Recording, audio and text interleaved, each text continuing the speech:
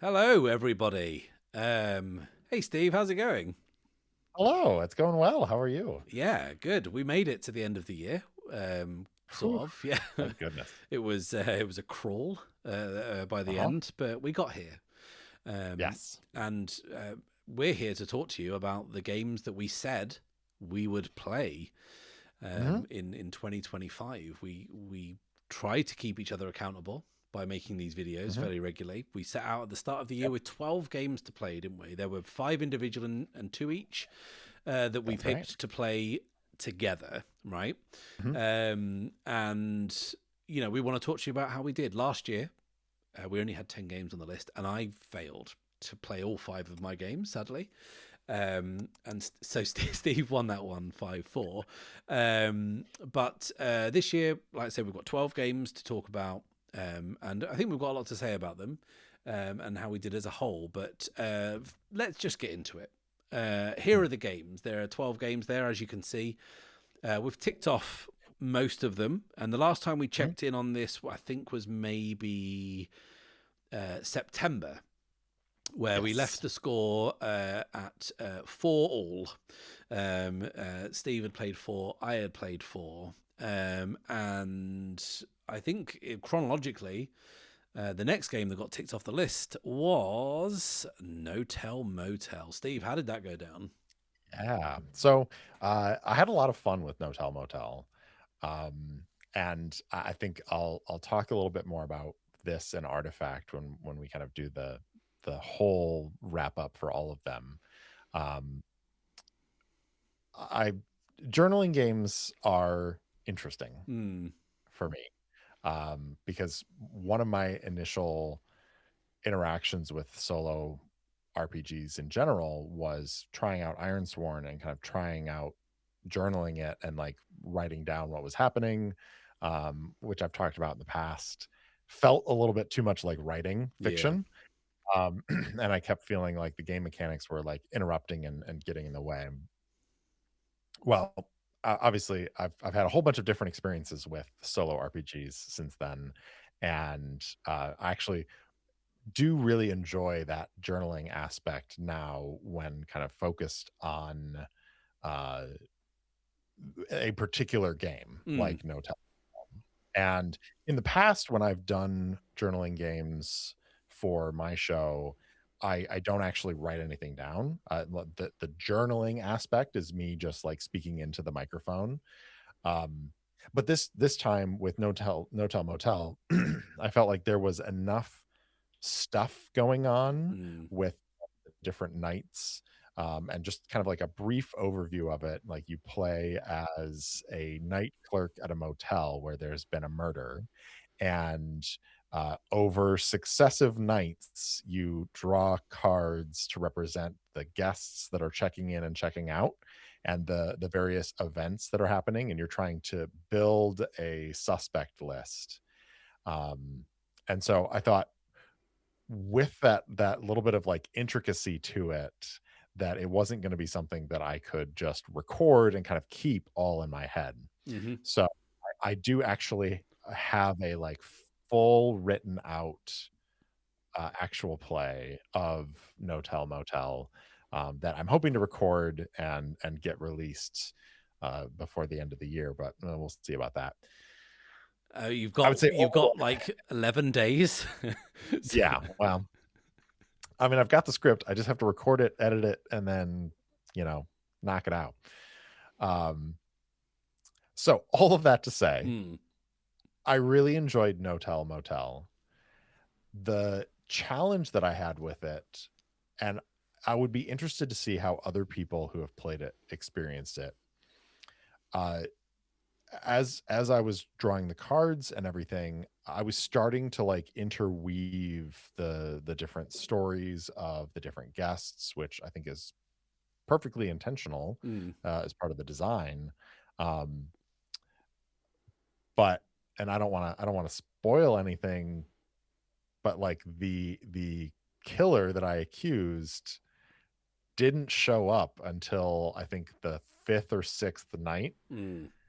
and it was like boom, boom, boom, like card, card, card, motive, like, skyrocketed, and it was like, oh well, this is obviously the killer.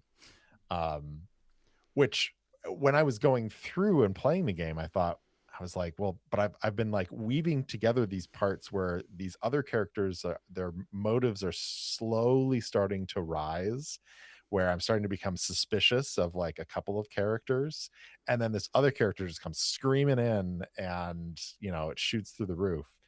And I thought when I was in it, I was thinking about it as like, well, this kind of feels a little like there was a swerve in the story that I wasn't expecting. Mm, But kind of thinking about it afterwards, it kind of makes sense that like if this character is actually guilty of this, like that they wouldn't just show up the next night.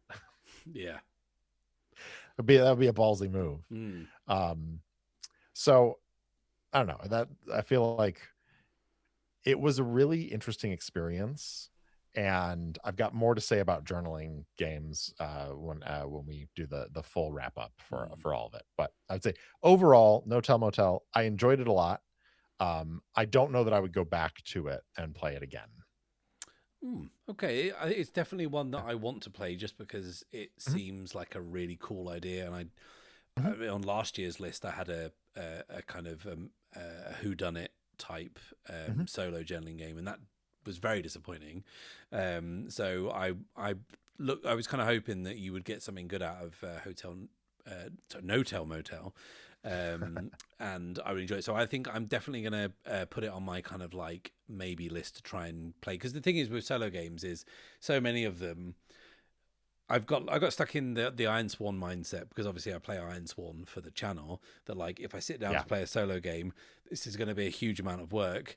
Um, but like you can actually play a solo most solo games in an hour if you Yeah. sit down and kind of blitz it through. So I think next year I'm going to try and play a lot of the famous solo games that I've never played before, Mhm. Yeah.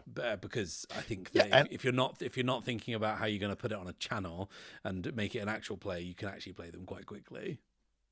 yeah, agreed. And I would definitely say, like, I think you would enjoy it. I would recommend it to you. Um, I think my thoughts about not going back to it more have to do with the journaling aspect, and maybe less to do with No Tell Motel specifically. Right. Okay. Cool. Cool. Um, Next up, so that left the score at 5-4 to Steve. Mm. And then, as people on this channel may have noticed, we played Wraithhound together. Now, we don't have to So talk too good. much about that because we played it. It's in two parts. There'll be a link in the video description down below. Mhm. Go and check it out. That was such a good Please. time, wasn't it? We had a great time. It was. The Blackwood boys, the Blackwood brothers, Oh, investigating a haunting in a house made of old shipwrecked wood, and yep. we had such a good time with that. That was a really really fun game to play. I think about it quite a lot actually Same. in terms of, and the same with the other game we played together off this list, Lost in the Yeah. Starlit Wreckage, which can't be seen Yeah. for technical reasons. Lives forever in our But yeah, hearts. lives forever in our hearts. Like duet games have got so much going for them, haven't they? And I They really do. Wraithhound, probably the reason we picked it for this year is we knew that it was in both of our kind of wheelhouses for the type of games that we like to play, where it's loose prompts and people happy to share the narrative and throw ideas back and forwards. And Yeah. Wraithhound was a great vehicle for that, and I enjoyed it immensely. But yeah, we don't have to say too much more about that because people can see for themselves. Go and watch the actual Mhm. play. It was it was a great time for us. Yeah. Characters, jury's out. Eh, Yeah, I not mean, so. I think that yeah, if you go into playing Wraithhound expecting that your characters are going to have a good time, there's maybe a misalignment of the vibes of the game. So I think we pulled it off quite nicely. stayed true to the spirit of the game, and we had a lot of fun while we were doing it. And that's all that's important. Mhm. Yeah. So that was Wraithhound. That took this, because we both counted that one. That took the score to Steve 6, Matt 5. And then we were left. We're left with 2 games to play. And running out of road of 2025. But I got to play Last Train to Bremen, which was one of the more unique experiences I've had this year. Mainly because it's a very unique game. It is a storytelling game where the players, it's for exactly 4 players. You play musicians on the run from the devil, musicians on a train to Bremen, the titular train to Bremen.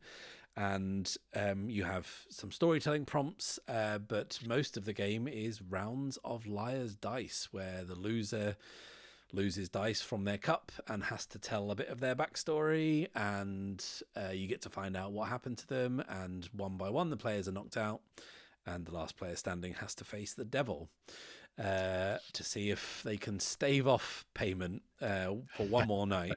And when I heard about the game, like I said in this video, the video that we set all this up at the start of the year, I said that this was the game where I heard about it and bought it, and the gap between those 2 things was about 8 minutes. It was pretty immediately clear that this was going to be something I wanted to play. But the thing is, and what made this game and me playing it this year interesting, is like I read about it and I was like, oh, it's a really interesting game because it's written by a game designer who is also a theatre practitioner. And I thought that was very interesting. So I was like, hey, I know in my city there's like a gaming group that meets, and I kind of know them through mutual friends. And I know that in that group there is a theatre practitioner, a playwright, and a film producer.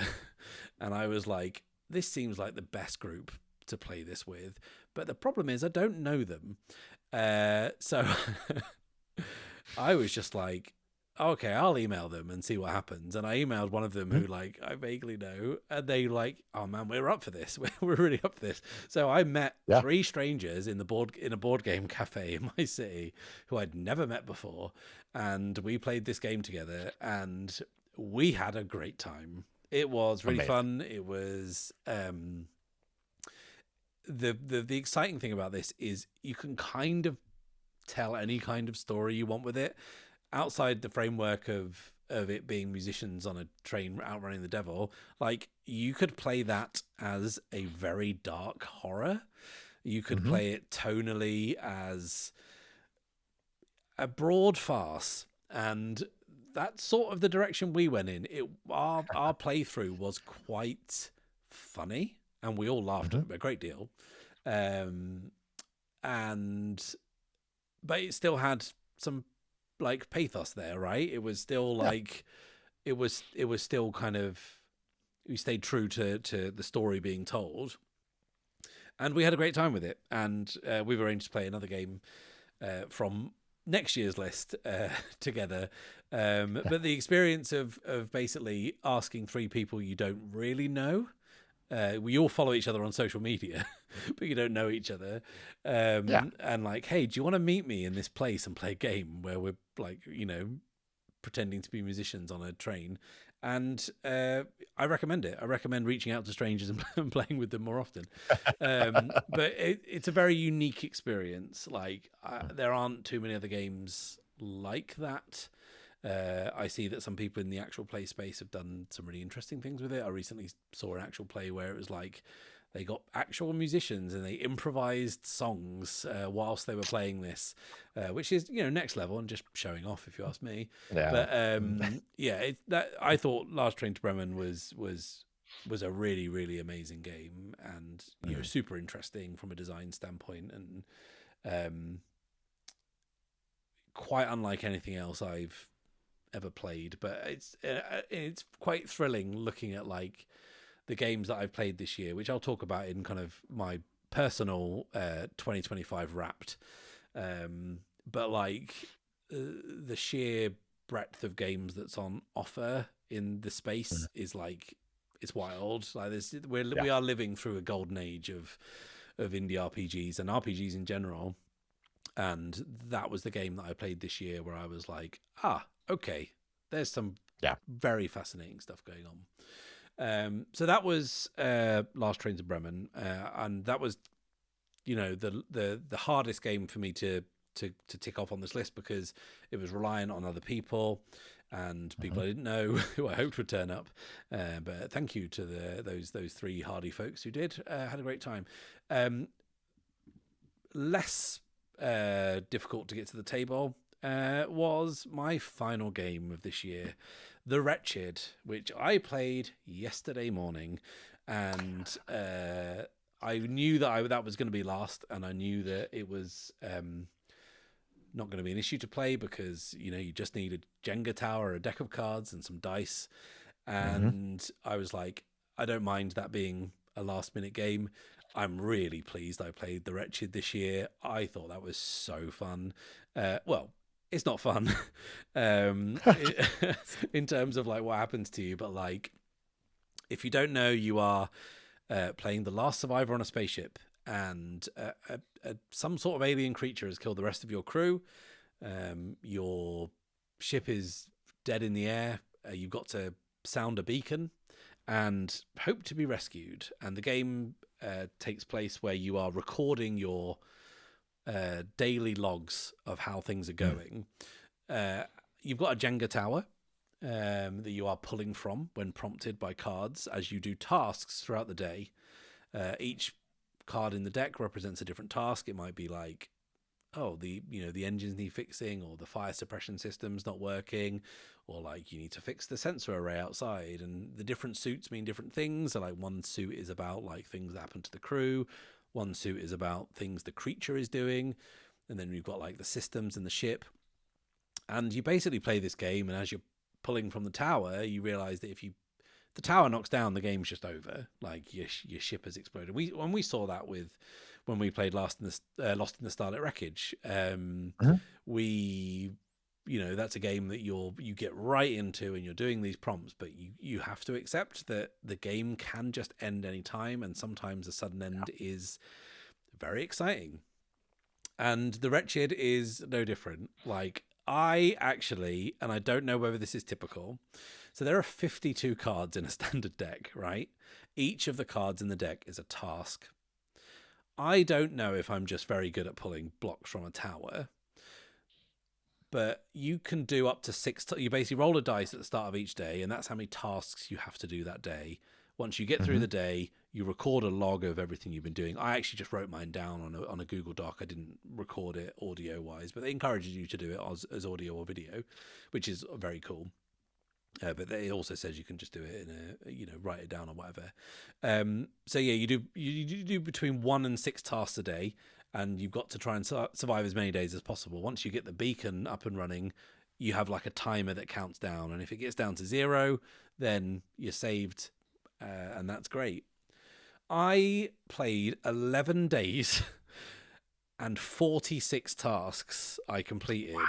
So I got down to the last 6 cards to pull before I knocked the tower over, sadly. And when I did, the feeling of like being so close, but also being like fully aware, like I was never going to make it out of here. And the prompts that you get are really interesting and really juicy. My favorite prompt was like, you find a blood-soaked teddy bear that your crewmate was holding when the creature killed them. What's the teddy bear's name? Oh, sorry, fucking hell. That goes a bit hard. But I had a lot of fun with it. He named it after me because he loved me and I didn't know it. But, that's just the way it happens. Yeah. But yeah, The Wretched was fantastic. I really enjoyed it. If you're looking for a solo game that plays very quickly, my game of that, because I didn't record the audio or video, I played that game in about 90 minutes maybe, and I'd say about 20 minutes of it was trying to put the tower back in the box. But yeah, it plays very quickly if you just note it down. Yeah. And I don't know what I'll do with that game. Like I could punch up those notes and record the narration or record a video. I think that would make a really fun AP. I don't know how you do the tower, Mm, but ultimately I would recommend the Wretched heartily. That's my first game that I've played that has the Jenga tower mechanic. There's a few of them out there, yeah. but the Wretched on alone is the engine that comes off this. And when I was playing it through, I was like, oh, there's so many good games you could write with this Yeah. framework. It's very clever. It's very good. Has a bit of emotional gut punch at the end, which I won't spoil for you, but I would heartily recommend the Wretched. So after the Wretched, that left the score at, and I don't want to sound like I'm trying to invoke the spirit of 2025's most stupid meme, but the score was Mm, 6-7 in my favour. And I think what everyone is desperate to know, Steve, mm. is Yes. did you play Astro Prisma, the final game on this list for 2025? Well, I want to ask you a question, Matt, which is this games that we played in 2025 or games that we played in 2025 up to the point of this recording? Because I would say, Mm-hmm. so I started it, Then but I haven't yes, you played finished it. playing it. You started it. You've But started playing it. That's fine. I will have finished it before 2025 is out. Look, we had no stipulations on whether you Mm, need to finish the game before 2025 is out. You just need to have played the game. Now, if you were saying that you wanted to give a detailed review of Astro Prisma, then I'd have expected you to finish it so you can have some yeah. kind of perspective. But you've played it, so tell us about your experiences with it so far. So, the first thing that strikes me about Astro Prisma is it is gorgeous. Mm-hmm. Like the artwork and this was true of Eat the Reich too, where it's just like the artwork in and of itself really sets the mood and the vibe for the game. Mm-hmm. Um, and it's I feel like the the characters are flavorful. There's different roles that you can choose, different origins. And so you could be an eco-terrorist. I mean that makes sense. Mm-hmm. You can be a glitch blade, a chrome skin. I mean, it's just like metal and flavorful, um, and so much fun. And I think one of the things that I'm enjoying so far is that it kind of walks the balance for me between the like a journaling game Mm-hmm. because it is kind of designed as a journaling game. Like you explore these hexes. So basically, you've got a hex map in front of you. You start with in the center as you jump in next to the star, and then you start exploring the hexes out and around out throughout this star system. So oftentimes with journaling games, like you pull a prompt and you write your little entry based off of that prompt. Maybe you roll a die to get a little bit of a nuance on it. Astro Prisma, it feels to me like you've got the journaling aspect of you're exploring each hex, you're discovering something in that hex, and then you have to kind of overcome a challenge in that hex.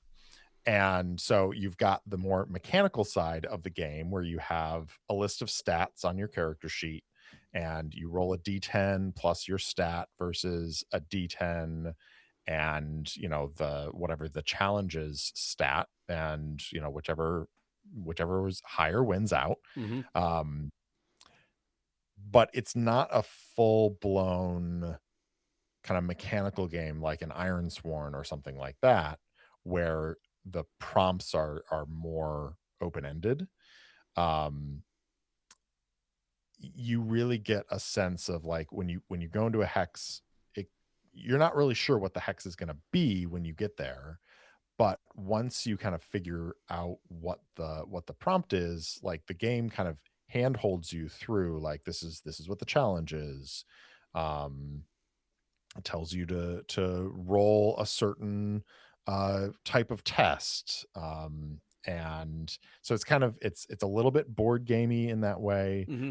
It's a little bit, free form RPG, because you have a little bit still of that narrative control, and then also uh you've got the journaling aspect, and this is probably my favorite part so far, along with the idea of it being like a journaling game, is that it's also a map building game. Oh, that's cool. And so, yeah, so each hex you discover, and they have in the game, they have different icons for different things, but it really encourages you, like if you've got a paper hex map in front of you, to kind of like draw in the things that you encounter in that hex as you explore the system.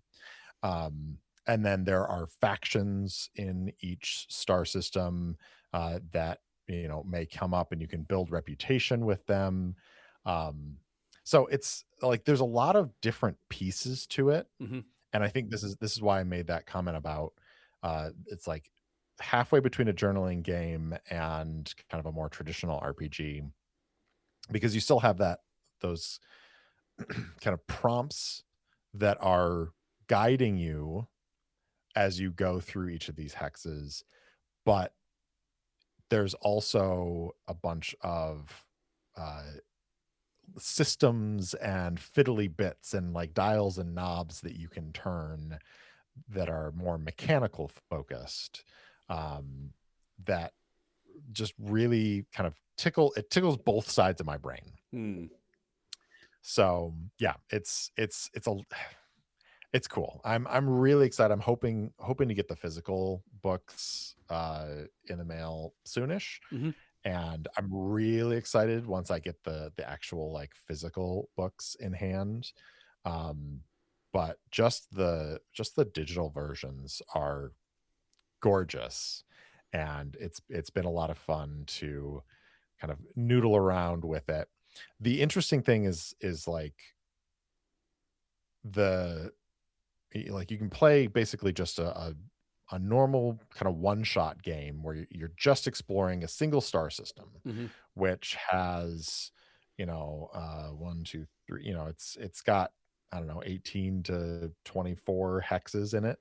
Um, and then it has kind of a campaign play where you explore a couple of different systems, but it's not necessarily designed as a, all right, you create a character and you just play that character for a long time. And that's something that I'm really starting to enjoy, games that have bounds on them, where you're not expected to just create a character and then play a 5-year campaign.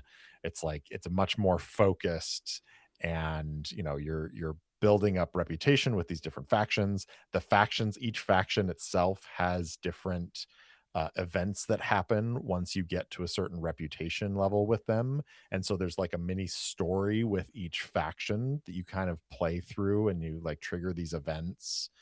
And so it's like there's a lot of potential with this game. There's a lot of different ways that your exploration and the story that kind of uh, organically grows out of that exploration can develop. But then there are also these kind of built-in story beats with the game, with the factions, that kind of creates its own feel, Mm. which I think is really cool, and creates some replayability too, because there are different factions depending on like if you want to be part of a more like governmental faction, or like a group of rebels and hackers, and so there are kind of different branches that you can go on this like very broad story path that exists kind of natively within the game. It sounds like a lot of fun. It Yeah. does sound like a lot of fun, and like I say, the artwork of it is really really nice. Yeah. It's a gorgeous product, and yeah, the final game ticked off the list. Yeah. Um, And yeah. it can be played cooperatively. So Oh, hello. That's I'm just saying. just saying. Okay, all right. Uh-huh. That's something to think about. Hmm. Moving on, before we get to talk about what we might play together in the future, the score is deadlocked between us at 7-7. We cleared every game. We We did it. completed TTRPGs in 2025. Let's have a little look back at the whole. Obviously, we picked 5 games each and 2 games that we're going to play together. One of mine changed. Originally, I was going to be playing Legend in the Mist. Unfortunately, I had an interaction with the publisher, which, shall we say, left me not wanting to play the game or ever play any game by them ever again. And it got replaced with public access, which I've just finished an actual play of on my channel, as luck Yeah. would have it. Heck of a trade right there. Yeah, it was a real trade. Jason Cordova, who wrote public access, ran the game for us, and I think the actual play is the best thing I've ever done. And if you haven't watched it, I think you should go and watch it. Public access is a game that I've always been aware of it, but I'd never actually read it. Because obviously I'm a between head, and whilst it's the same system, they're very different games, and the flavour of the between was more exciting to me than the flavour of public access. But when I got the opportunity to be in an actual play of it, in a collaboration with the Gauntlet, I obviously jumped at the chance and was blown away by how different it was to the other Carl from Brindlewood games I've played, how personal the story got, how hard it was, how punishing it was, and how grueling the experience was towards the end, emotionally grueling. It was a joy to actually play at the table. But yeah, we went to some places in the actual play, and there was a revelation for me this year, and having got to play the Between with Jason on my channel earlier in the year, this was an unexpected treat. And the exciting thing is the version that we played is the new version that's coming out to Kickstarter next year. The original version is free. You can it's pay what you want on drive-through, so you can go and pick it up for nothing if you really want to. But there is a crowdfunder launching, and I believe January, February time. I'll put the link so you can follow that in the description. But yeah, that was, from my point of view, that was like a big change, because I was looking forward to Legend in the Mist, and I'll never know now. But public access was a good trade. Eat the Reich, I think, was maybe your first game you played off this list. How was that? It was. Looking back. Yeah, looking back, I really enjoyed it. Kind of as I was talking about Astro Prisma, like that is a game that is very focused. Like it gives you, in a paragraph, it sets the tone for the experience. It is laser focused on what your characters are, what they're supposed to do, and you can sit down and pretty easily in like 10-15 minutes get it, and then play the game for 2.5 hours, 3 hours, and just have a blast. So that is a game that we played once, and I definitely want to play again. I want to kind of keep going back and revisiting it as a one-shot game. And it's always on my shelf, in the back of my mind, as like, if we have a day where I'm like, somebody's missing, like somebody's out for the game session, like we don't want to push on with the story, I'll be like, Eat the Reich. Eat the Reich, yeah. And your players got a kick out of it as well, didn't they? Yeah. It was, we had a blast with it. I mean, kind of like you were talking about with Last Train to Bremen, where it's like, I feel like the game definitely encourages you to kind of go with a more like gonzo, vibe, but You could definitely take it in a more kind of dark, you know, path and have the characters be, brooding and all this stuff. Uh, I feel like our players just went full ham with the characters and, and anytime you like drop out of an airplane onto the streets of Paris and immediately rip a Nazi in half, um, That's a bonus, right? life is good. Yeah. Yeah, life is good. Yeah, unlife is good. And life is good, yeah. Yeah, Yeah, yeah. I own the physical book. It's gorgeous, and like it's Mhm. one that I bought and was very excited to play last year, and then haven't really managed to get to the table. But like with time and like my problem with my friend group who I play in person with is we're all GMs and we're all running games, Yeah, and, whilst there is a wider group of like 10 or 12 of us, as soon as you get a couple of players that overlap at tables, it just makes scheduling so hard, which is why I've, yep, always been trying to be like, when does your game finish of whatever you're running? Because I need two of the table to play in what I'm arranging. We try, bless us, we try and not overlap too much. But something like Eat the yeah, Reich, you can just be like, right, who's free on Tuesday? Let's kill some Nazis. yep. Which is, as pitches go, pretty rock solid. Um, Mhm. I think my next game that I played, I want to talk about in general, is Deadline, a Clockwork Press, um, a newspaper and map or city making game where you chronicle the history of a place. I was very excited to play this game. It didn't disappoint. I played the print and play version when it first dropped. I played it solo. I would like to play it with other people because you lose quite a bit, I think, by playing solo.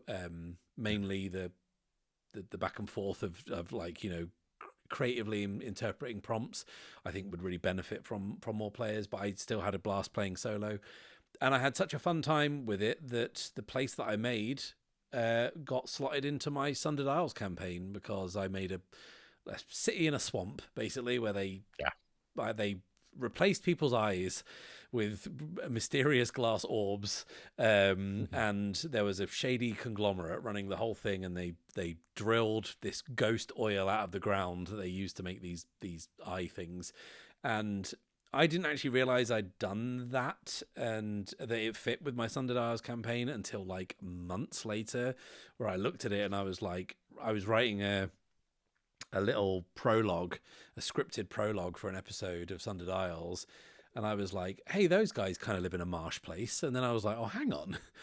I actually came up with some really cool and kind of haunting imagery for the Deadline game with this kind of Mhm. like these kind of oil derricks bobbing up and down in the mist and the fog of this kind of fetid swamp place. And I was like, oh, that actually really works. And it ended up informing a big part of my Sundered Isles game. Then several months later, the actual print version turned up at my house, and it's really beautiful. I'm probably gonna play it again next year. I get a few more people together, and we might play a 2 or 3 player game of it. But I had a great time with Deadline. I would heartily recommend. Then obviously Mm. we obviously played Lost in the Starlit Wreckage and Wraithhound together. We don't really talk too much more about those. What Yeah. have you got to say about what have you got to say about Stars Without Number? I mean, I had a lot of fun with that, as I talked about when we initially, kind of went over it. Um, it was on my short list of games that I was gonna run my current Errant Adventures campaign in, um, and ultimately I ended up going with Traveler, but having, introduced my local group to Traveler and to Stars Without Number, I feel like as, a group of people who, they mostly play D&D, and then, they humor me when I bring some indie game to the table. Um, I feel like Stars Without Number was kind of an easier sell to my players because they felt a little bit more comfortable with the mechanics and didn't have to think about it as much, um, but still had some of that like Traveler 2d6 skill mechanic, Hmm. which was nice to see that kind of, combat was a little bit more random, And then the skill system is a little bit more, there's a bell curve to it, so it's a little bit more predictable, which kind of makes sense, right? Yeah. So, yeah, I can see why people really like Stars Without Number, and I would definitely play more of it, um, in the future. Nice. Yeah. The last game I'm going to talk about that I haven't already talked about on this show is Teeth, and a game that when I put it on the list, I was fully expecting to get a short campaign together, and I've said this before, but like the group that I got together back in February of this year agreed to play Teeth, and then the Blade 68 playtest dropped, and the same group played that instead for a few sessions, and we enjoyed the living hell out of that. But it still left me with Teeth on the list and a group still wanting to play it, but me running Mhm. rapidly out of time to run a short campaign of it. So I decided to run one of the modular one shots that comes with Teeth. I've reviewed it on my channel. It's my favorite review I did this year, one of my favorite videos I made this year, because it was one of my favorite games I played this year.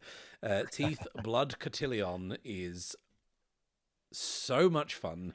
If you are looking for a one shot, or as I did it, a two shot over 2 nights, and you want to see your players be assassins posing unconvincingly as debutantes at a Regency ball whilst they try and uncover demonic activity, then you will have a blast with Blood Mhm. Cotillion. It's, I think, until the end of the year there's a bundle going around for Teeth to pick up all the zines, all those modular games for very little money. I mean, they're cheap anyway. I think Blood Cotillion is like $8 or something, but I think they're all half Yeah. price. I would urge you to pick up that Teeth bundle, because all of those games are fantastic. And I mean, there's not too much more for me to say about it because I've already reviewed it on the channel, but I had an absolute blast with it, and I just want to see as many people play that as humanly possible. Amazing. I think my last, game to talk about is Artifact, Mm-hmm. and this was, another a journaling solo journaling game. I had a lot of fun with it. I really, really love the concept of playing through the history of a magic item, and, I had a lot of fun with that. Um, but with Artifact and No Tell Motel, I was thinking about it, and, um, I think oddly enough for somebody who really enjoys writing fiction, I don't know that journaling games are necessarily for me. I think I think there's something about, like, calling something a game and then not having something mechanical and crunchy to kind of bite into Yeah, that, I struggle with, especially when I'm playing by myself. yeah, yeah, totally. And I think this is something that I was thinking about in relation to Ironsworn is, a lot of the concept around Ironsworn and any other kind of PBTA inspired game is that idea of fiction first, Mm, of like the fiction comes first and then the mechanics kind of follow on from that. But so much of how I play Ironsworn is I'm thinking about the fiction, but I'm also thinking about, okay, what's the next move that this is propelling me towards? So I can kind of like fit that into what I'm doing within the fiction, which is a little bit backwards from the way that it's supposed to be played. You're just supposed to kind of tell the story, and then when a move is triggered, you go ahead and turn to that move. But as a solo player, and with my first experience of solo being kind of Ironsworn, I think I definitely fell into this pattern of using the moves as a way to like propel myself through the story from like move to move to move to move. mm, Um, but that's because there's dice, there's numbers, there are, abilities that you can tap into to kind of affect those moments. Whereas with journaling games, it is much more focused on the fiction part of it.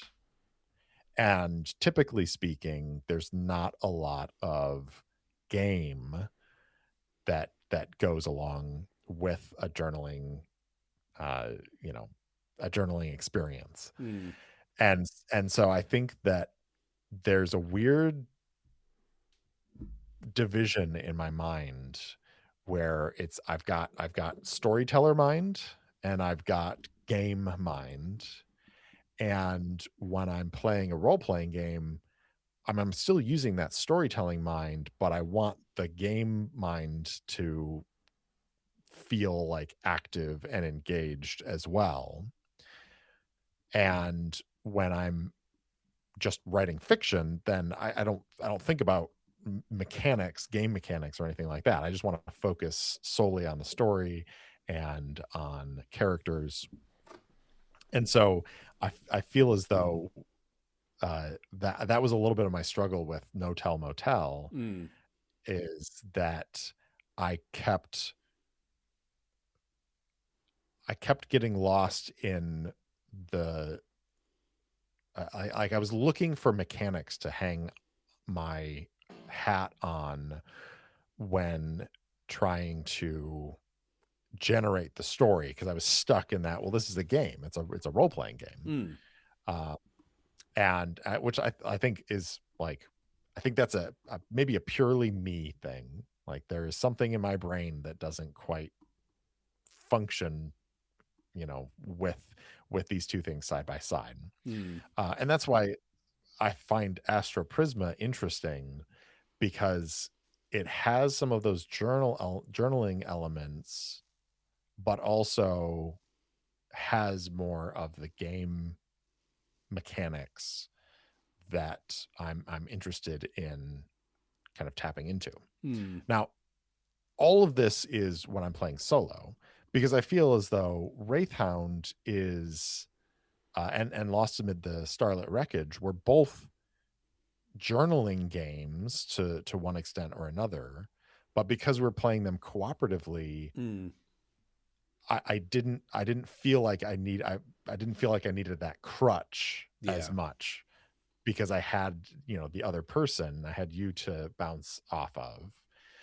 Does that make sense at all, or am I No, it just totally does. crazy? It totally does, and it's the difference between writing something down and just having a conversation.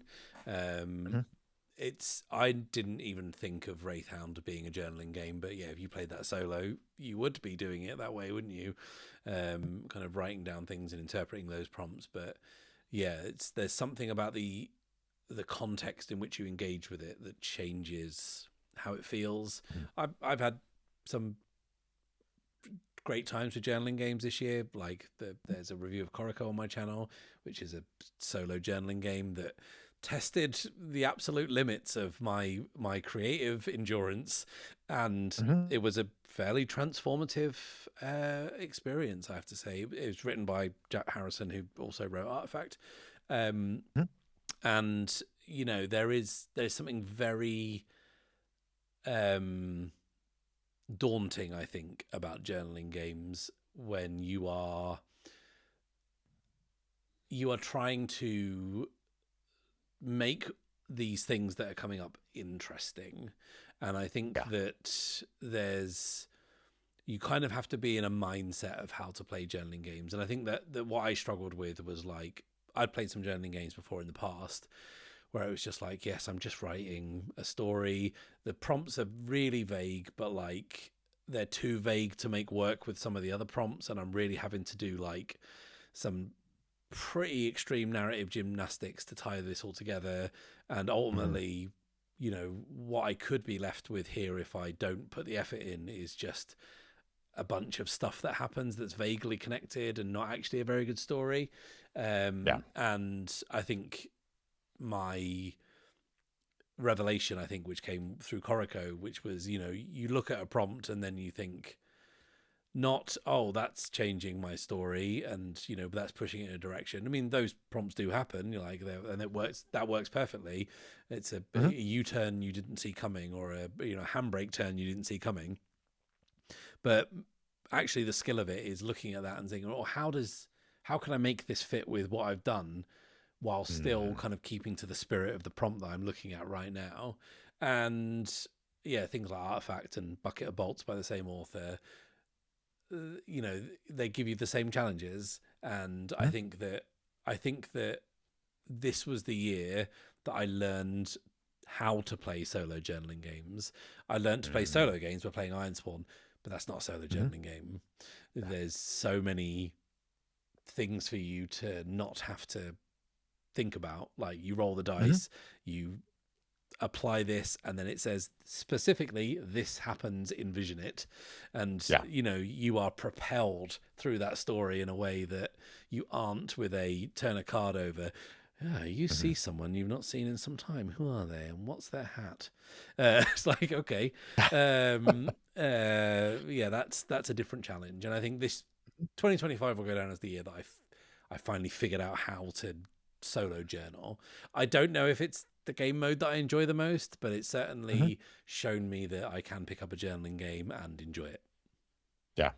I think that's a really interesting point about taking a prompt and kind of trying to figure out how it works with what you've already done, Mm-hmm. and like, but keeps to the spirit of the prompt, which 100% makes sense. And when you say that, it's like, oh yeah, that's super obvious.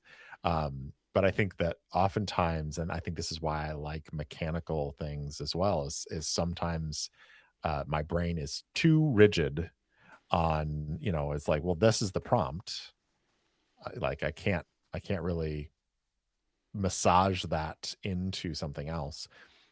And I feel like this is oftentimes happens to me when I'm learning a new game Mm, or I'm playing something for the first time, because I think it's probably fairly clear to anybody who has listened to any of the, actual play that I've done, that there are definitely times where I'm like, well, this is what the rule says, but that doesn't really make sense for like this moment that we're in. So we're just going to massage this a little bit, and like it's totally fine. We just move on. yeah.